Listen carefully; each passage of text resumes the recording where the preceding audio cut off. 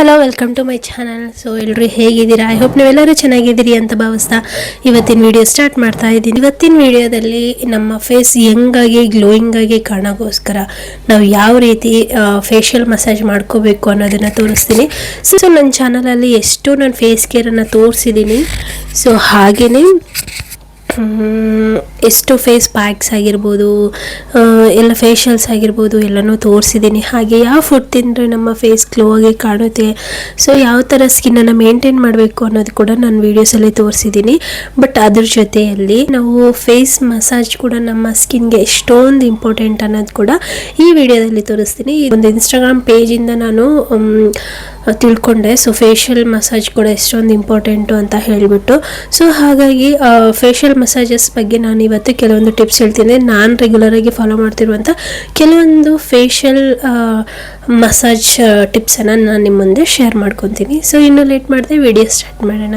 So first ಬಂದುಬಿಟ್ಟು ಯಾವುದಾದ್ರೂ moisturiser apply ಮಾಡಬೇಕು. ಸೊ ಆದಷ್ಟು ಲೈಟ್ ವೆಯ್ಟ್ ಆಗಿರುವಂಥ ಮಾಯಿಶ್ಚರೈಸರ್ನ ಅಪ್ಲೈ ಮಾಡಬೇಕು. ಇಲ್ಲಿ ನಾನು ಪ್ಲಮ್ ಮಾಯಿಶ್ಚರೈಸರ್ ಅಪ್ಲೈ ಮಾಡ್ತಾ ಇದ್ದೀನಿ.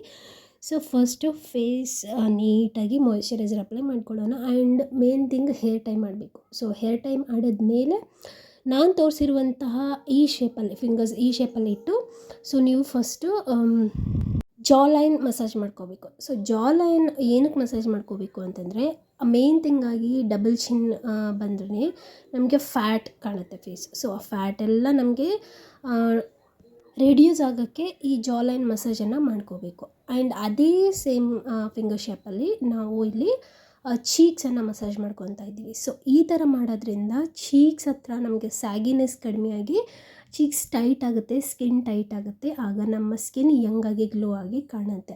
ಸೊ ಈ ಥರ ಮಾಡೋದ್ರಿಂದ ಬ್ಲಡ್ ಸರ್ಕ್ಯುಲೇಷನ್ ಆಗುತ್ತೆ. ಆ್ಯಂಡ್ ನಮ್ಮ ಸ್ಕಿನ್ಗೆ ಬ್ಲಡ್ ಸರ್ಕ್ಯುಲೇಷನ್ ಆದಷ್ಟು ಪಿಗ್ಮೆಂಟೇಷನ್ ಎಲ್ಲ ಕಡಿಮೆ ಆಗುತ್ತೆ. ಆ್ಯಂಡ್ ಸ್ಕಿನ್ ಗ್ಲೋಯಿಂಗ್ ಆ್ಯಂಡ್ ಯಂಗಾಗಿ ಕಾಣುತ್ತೆ. ಆ್ಯಂಡ್ ನೆಕ್ಸ್ಟ್ ಬಂದುಬಿಟ್ಟು ಇದೇ ಥರ ಐಬ್ರೋಸಲ್ಲಿ ಕೂಡ ನಾವು ಮಸಾಜ್ ಮಾಡ್ಕೋಬೇಕು. ಇದರಿಂದ ನಮ್ಮ ಐಸ್ ನರ್ವ್ಸ್ ಏನಿದಾವಲ್ಲ ಅವೆಲ್ಲ ರಿಲ್ಯಾಕ್ಸ್ ಆಗುತ್ತೆ. ಆ್ಯಂಡ್ ನಮ್ಮ ಐಸ್ ಹತ್ರ ಇರುವ ಡಾರ್ಕ್ ಸರ್ಕಲ್ಸ್ ಕೂಡ ಕಡಿಮೆ ಆಗುತ್ತೆ. ಆ್ಯಂಡ್ ನೆಕ್ಸ್ಟ್ ಬಂದುಬಿಟ್ಟು ಈ ಮುದ್ರೆಯಲ್ಲಿ ನಾವು ಫೇಸ್ ಮಸಾಜನ್ನು ಮಾಡ್ಕೋಬೇಕು. ಸೊ 2 ಫಿಂಗರನ್ನು ಹತ್ತಿರ ಇಟ್ಕೊಂಡು, ಸೊ ಫೇಸ್ ಫುಲ್ಲ ಇದೇ ಫಿಂಗರ್ಸಿಂದ ಇದೇ ಶೇಪಲ್ಲಿ ನಾವು ಮಸಾಜ್ ಮಾಡ್ಕೋಬೇಕು.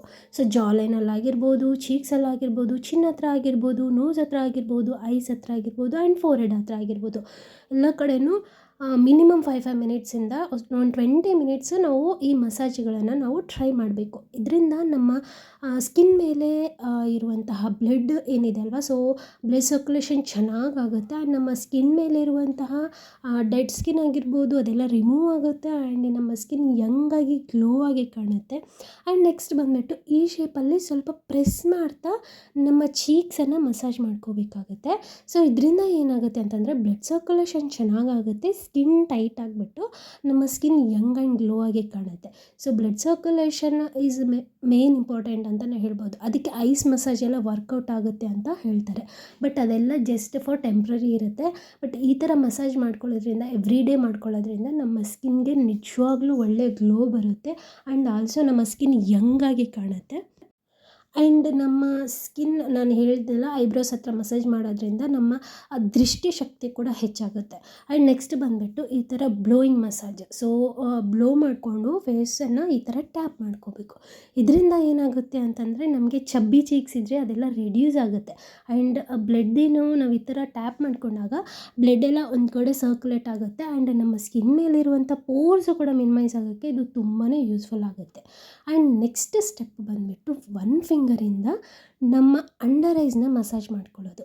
ಸೊ ಐಸ್ ಮಸಾಜ್ ಮಾಡ್ಕೊಳ್ಳೋದ್ರಿಂದ ನಮಗೆ ಡಾರ್ಕ್ ಸರ್ಕಲ್ಸ್ ಏನಿದ್ರೂ ಕೂಡ ರೆಡ್ಯೂಸ್ ಆಗುತ್ತೆ. ಆ್ಯಂಡ್ ಈವೆನ್ ಟೋನ್ ಆಗಿ ಕಾಣುತ್ತೆ ಸ್ಕಿನ್. ಸೊ ಯಾರಿಗಾದರೂ ಡಾರ್ಕ್ ಸರ್ಕಲ್ಸ್ ಜಾಸ್ತಿ ಇದ್ದರೆ ಈ ಮಸಾಜನ್ನು ಮಿನಿಮಮ್ 10 ಮಿನಿಟ್ಸ್ ಮಾಡಿ ನಿಮಗೆ ಒಳ್ಳೆ ರಿಸಲ್ಟ್ ಸಿಗುತ್ತೆ. ಖಂಡಿತ ಒಂದು 2 ಮಂತ್ಸಲ್ಲಿ ನಿಮಗೆ ಒಳ್ಳೆ ರಿಸಲ್ಟ್ ಸಿಗುತ್ತೆ. ಆ್ಯಂಡ್ ಡಾರ್ಕ್ ಸರ್ಕಲ್ಸ್ ಎಲ್ಲ ಕೂಡ ರೆಡ್ಯೂಸ್ ಆಗುತ್ತೆ. ಆ್ಯಂಡ್ ನೆಕ್ಸ್ಟ್ ಮಸಾಜ್ ಬಂದುಬಿಟ್ಟು ಈ ಥರ.